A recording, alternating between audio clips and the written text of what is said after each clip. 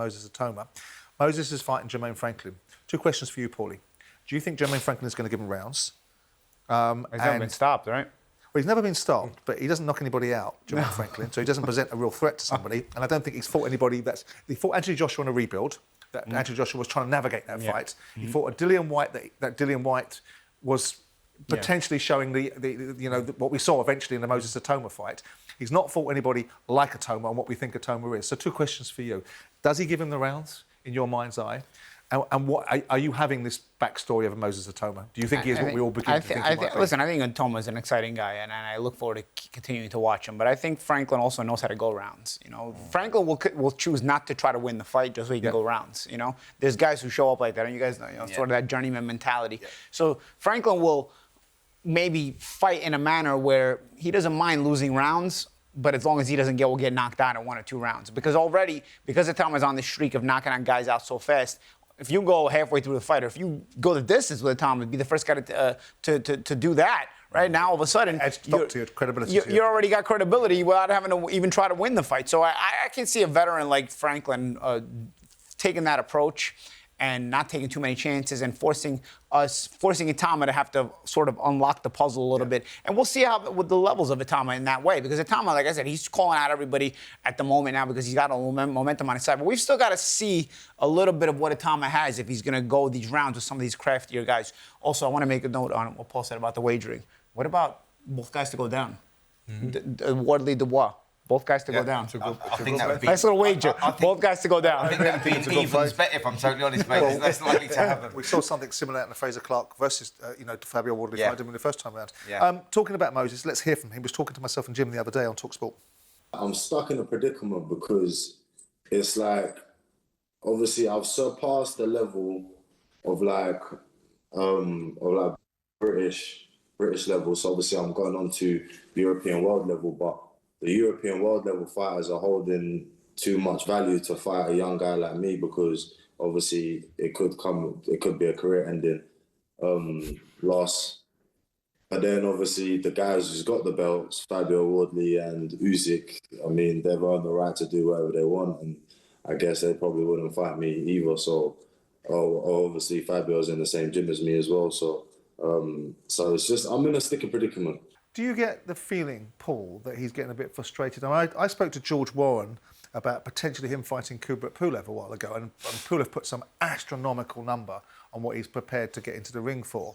Do you think that Moses is getting a little frustrated with the backdrop of, A, people that won't really want to fight him because economically they're going to do it at a price that isn't going to be paid, and B, there's a little bit of the expression that you always say, which is the chairman of Who Needs Him Club? Yeah, but...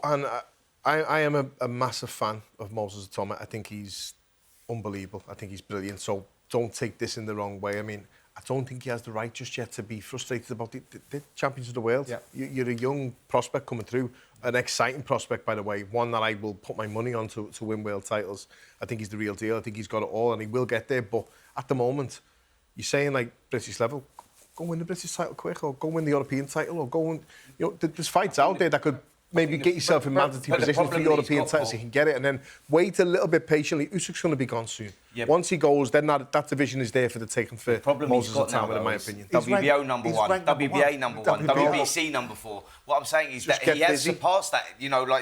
When you're looking at that, I think that you go like, if you look at a Murat Gassiev, a WBA regular champion, that's a perfect route for him because it's a fight, it's a winnable fight for him. I think that fight gives him a little bit of strap. Gassiev's last fight was on the IBA, wasn't it? So yeah, that fight to be there for him. Whether he can make that promotional-wise, I don't know. But that fight is there. But for me, if you want to just keep busy, just go and fight these fighters until them belts free up. The WBO, you're number 1, but the WBC is going to get called next, isn't it, with Cabiel? Yeah. So straight away, you're already being told you're not next in line. So go and get whatever fight you can in the meantime. I agree with Paul, because from one perspective, you see Atoma speaking in a way where it makes a lot of sense.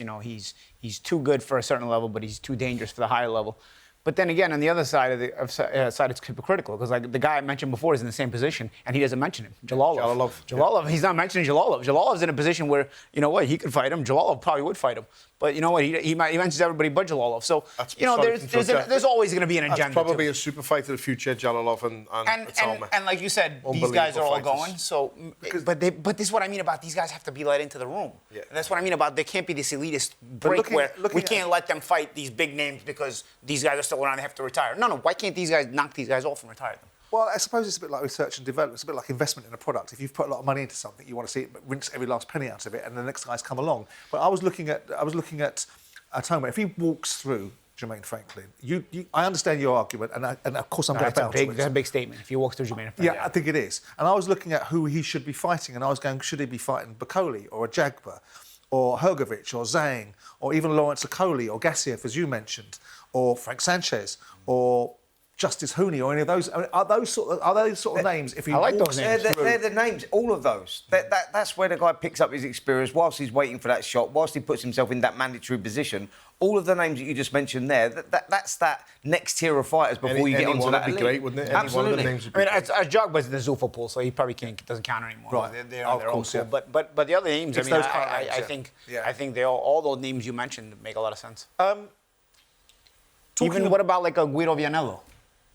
There's a raft. I mean, what we want to do. I mean, if he walks through Jermaine, and I've got this feeling that he will. I said this on here. I wouldn't be surprised if he just makes a statement and he can get him out of there fast. Too quick, as you say, because he's coming to survive. Yeah, because of that. Even if he just and he's jumps yeah, on quick, it's hard to knock a guy out that doesn't want to get knocked out. And Franklin knows his way around the ring. That's the other side of it. Now, what if the opposite happens? What if you got a guy who knows how to survive, and now all of a sudden you see some little frailties in Itauma that he's got to work on, and say, okay, maybe he's not quite ready yet, but we'll go back a little bit. Then you get a Vianello. Moving from one American heavyweight to another, did you see any of the footage of Deontay Wilder on this show a couple of weeks ago? I heard about it and didn't see it. I saw Deontay Wilder's last fight, though, and I went to sleep. Well, I'll tell you what. I was so disgusted from watching Jake Paul and Chavez, I switched over to Wilder, and I'm like, I'm not doing this again. Rather than ask you it was the same night. Rather than ask you a question about something you haven't seen, why don't we play it to you? And you can have a look and see what you think. I wanted to move you on to Tyson Fury. I don't want to talk about him. No, you're going to. We're here about No, but you're going to. We're not going to talk about him at all. But as part we're not going to talk about him at all. Understand that? No, fair enough. All right, then. So let's move on. It's all about David Chisora. That's it. I understand that. The only back, baby. Y'all understand that? You better be. But the fourth is going down. The only reason. At the O2, you better be there. Fabulous. You'll be a square. The only reason I mentioned it is because it's part of the shtick that goes with you. And I missed you first time round when you came in here 3 years ago, when you were in your pomp 4 years ago, doing Bomb Squad and all that sort of stuff. And I have always wanted to have a conversation with you because you've made observations about Fury. I have my own views on Fury. And you've called him a cheat. And it leads me to... biggest in boxing. Yeah, but it leads me to a conclusion. Biggest in boxing. If somebody practicing, taking their stuff out of their gloves in training, what you think they're going to do in the fight? Yeah, but... That's all I got to say about that, I want to put something to you about you, right? And Fury just happens to be the hook for it. That's all I got to say about him. You talked about being cheated in that fight. You talked about water being spiked. You talked about your Game of Thrones outfit being too heavy for you. I didn't say that. You said it was too heavy for you. Your outfit. I didn't say that. Okay, well I might be wrong on that one. You talked about the long. Y'all took a journalist that said something because y'all, everybody wanted to come in. Oh, wow, boom, boom, boom. You talked about a long count, right? And then you talked about the trainers, Mark Breland not being good enough. No, I ain't say he wasn't good enough. So what I'm asking you in all of this is, it sounds to me, given the character that you are, that's like a little bit flaky. You lost those fights, and those fights were lost. And you saying that someone like Fury cheated you in those fights, I think is kind of disappointing to me. You can say about what you want. I know the truth. I have the facts. Okay. Understand that. Because when the documentary and everything that started coming out, I'm going to show everything. Fantastic. I'm going to get all the people that know. You think and all the people that's in the inside. He got people that the inside of him. That know. I don't, what? I don't give a about that. I'm not a Fury fan. I don't give a about it. I said we didn't want to bring him up in the first place. It ain't got to do with him. Fair enough. This, that is a very short snippet of what was a very strange outburst that led off into race and white privilege and oppression and all kinds of stuff. Yeah. And really my interest was to ascertain why you were calling Tyson Fury a cheat, to get an understanding of you, because you're the one that said it. Yeah, of course. When you listen to that sort of stuff, what do you make of Deontay in that moment? Because there's lots of things have been said. People were saying what's going on here? Has he lost his mind? Is he on drugs? Is he not with it? We talked about the ayahuasca experience with him and how he done all that. You know, you put Paulie Malignaggi in this position to talk. I talk, you know. Go, man. And people may not always like what I say about these kind of things, but you know, I just watched something that I had heard about, but now getting a more complete view of it. Okay, so first of all, I'll start off with the softer side of it. I think it's a bit immature to say those accusations about Fury and then have a chance to explain yourself and not really explain it. I thought that was a bit immature of him, because that was a moment and an opportunity to really put it to light in the way he wants to put it to light. Because from the outside looking in, it looks like it's just sour grapes. You can't stand it up, yeah. Sour grapes, yeah. No, but now we're going to give you the opportunity to sort of shed some more light on it here. Stand it up. And instead he doesn't want to talk about it. So you're leaving the public to just think it's just sour grapes, right? I mean, that's still what it looks like to me. Second of all, with the glove especially, I mean, guys, we've all boxed. I mean, the glove, when you put it on with the hand wrap, with the gauze, there's nothing moving. I mean, it barely fits you to begin with when you're fighting. You can't pull it. You can't pull it unless you really pull it off. You know, I mean, it's real. I mean, that was. Here's the thing. I'm gonna lead into this first, okay? I remember working Deontay Wilder fights when it was very early in his career. Working them on the small shows on Fox Sports in the United States. Small arenas in like Mobile, Alabama. He was a really nice guy, like sort of that Southern hospitality type of culture that is in the South of the United States. A lot in the African American community, especially. Really good, like wholesome family type of vibe you got around him. And I sort of always had felt that and I'm building up into this sign because it's going to come back up. Good. And I felt like the fame started changing him a little bit, you know? Right. And I feel like that Hollywood vibe got to him and he started changing a lot. And I remember being in Showtime fighter meetings, right, when he was fighting on Showtime. All of a sudden, this guy started coming up with like 30 people. And they were in the background. That's fine. Okay, you can have your entourage. But it was literally like anything he would say, like, I'm drinking orange juice here. And 30 guys would be like, yeah, champ, yeah, champ. And like, you know, when I put my glove on, yeah, champ, what? I was like, what am I watching here? You know? So it was like almost like this transformation of a person going down this direction. There was a perception in the studio that was the Bronze Bomber coming back, and that ultimately the fighter that we saw vanquished by Joseph Parker, vanquished by Zhili Zhang, that's gone off and done ayahuasca, that is a compound that actually strips you back and takes away all your ego, has gone. Do you think when you see and hear Deontay Wilder that we're ever going to see the Deontay Wilder that once upon a time struck fear into the minds of heavyweights? Do you think that's gone now? I do think that's gone. That's gone? He was a very good fighter at one time, but I do think that's gone. Yeah, I mean, it happens to everybody. It eventually, for some it happens sooner, for some it happens later. Wilder had a pretty dominant run for a time. He did.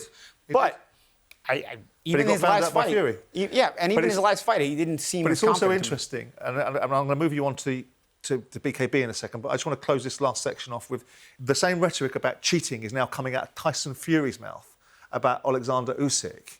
So you've got Wilder saying that Fury has cheated. You've now got Fury saying that Usyk has cheated. So I want to ask you as fighters, is this a protection mechanism for fighters to be able to... Well, what did Fury say about Usyk? He's saying that Usyk cheated. In what way? He's been cheated out of 2 fights. Oh, that he felt like he won and he also called Usyk a cheater, didn't he?